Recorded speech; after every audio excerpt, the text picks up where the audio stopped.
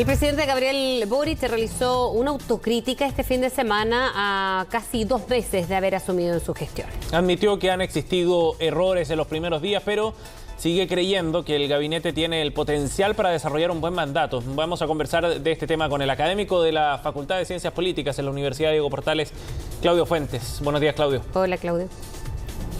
Hola, ¿qué tal? ¿Cómo estás, Sebastián? Gracias por el contacto. Bueno, ayer dio una entrevista al diario La Tercera, por la noche también una entrevista con TVN, donde aborda estos 50 días de mandato, Claudio. Y me gustaría partir por el tono general. ¿Cómo analizas el tono que ocupa el presidente Boric para hacer el diagnóstico de este inicio de mandato? A ver, primero, yo creo que es un tono autocrítico y yo creo que eso es evidente. Reconoce errores, reconoce responsabilidades en algunos ámbitos, particularmente en el tema de la Araucanía, y por lo tanto yo creo que en ese sentido es un buen tono, es un tono de autocrítica y de señalar que tiene que asumir ciertas acciones en lo inmediato.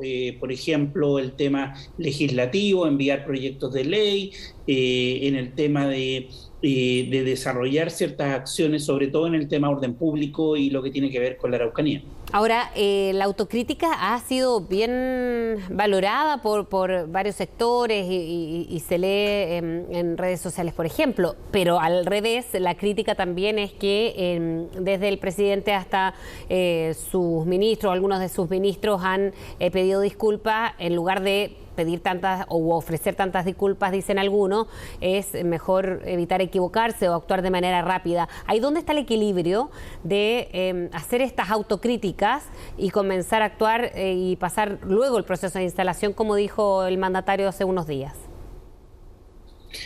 Sí, tú colocas ahí, Frecia, un buen tema que yo creo que tiene que ver con cuánto le dura un ciclo de autocrítica constante. Yo creo que efectivamente tiene un tiempo relativamente corto esa lógica, y creo que si se siguen cometiendo errores o no se resuelven algunos temas o se agudizan algunos, podría generar la necesidad y la presión por un cambio de gabinete. Yo creo que eso pasa particularmente con Interior.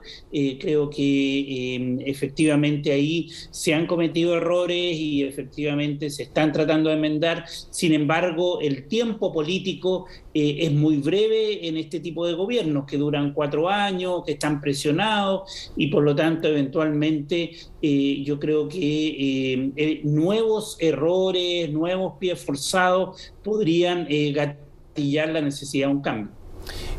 Claudio, ¿y cuánta presión genera además el escenario que plantean las encuestas? Distintos sondeos muestran una tendencia de crecimiento de la desaprobación, de pérdida de piso, también de apoyo para el presidente. ¿Eso tú crees que pone más presión al gobierno?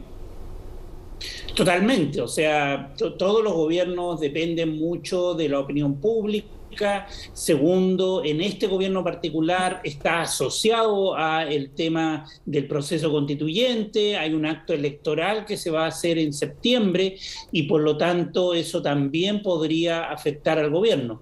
En ese sentido hay una una presión muy fuerte respecto de empezar a hacer gestión, a hacer acciones y a materializar cierto tipo de políticas para que la gente perciba transformaciones en su día a día. Uh-huh. Ahora, ¿eso pasa por una batería de proyectos, por ejemplo, en el Congreso, como se prevé que viene, o por otros aspectos más fáciles de implementar, medidas de gestión, digamos, que sean más visibles?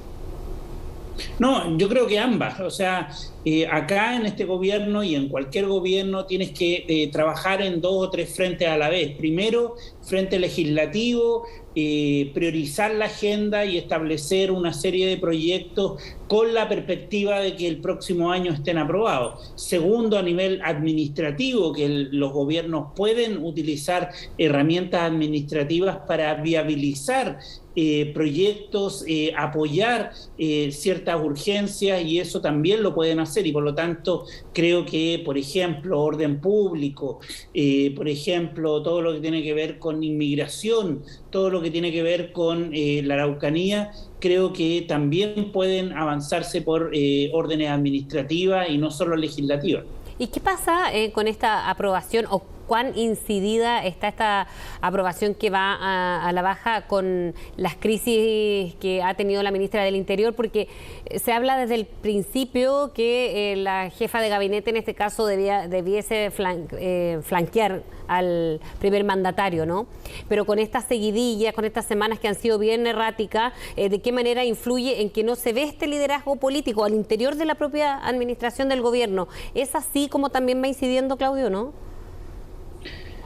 A ver, yo daría un paso atrás y plantearía un elemento. Todos los gobiernos de los últimos años parten yendo a la baja. En el caso de este gobierno ha sido más rápida, pero todos van porque la aprobación hacia también la era baja. más alta, ¿Por qué? ¿o no? ¿O había una expectativa Claro, mucho más alta que se reflejaba también en las encuestas?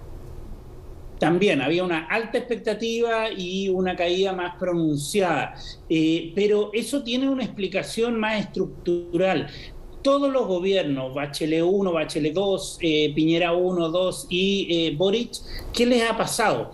Que llegan con un potencial electoral que llega al 30%, o sea, no más del 30% de la ciudadanía del electorado votó por estos presidentes. Por lo tanto, es esperable una baja porque no cuentan con la lealtad en la votación de la gente que opina en las encuestas. Y por lo tanto, ahí hay un factor estructural que hace que todo baje.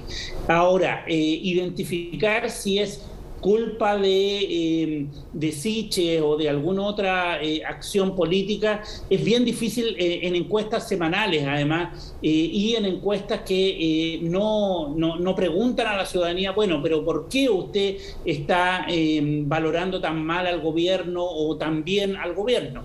Y por lo tanto no lo sabemos. Ahora, podemos inferir que ciertos elementos asociados a delincuencia, al tema de salud, al tema del desempleo, ciertamente pueden tener un efecto importante porque son lo que las preocupaciones de la gente tiene.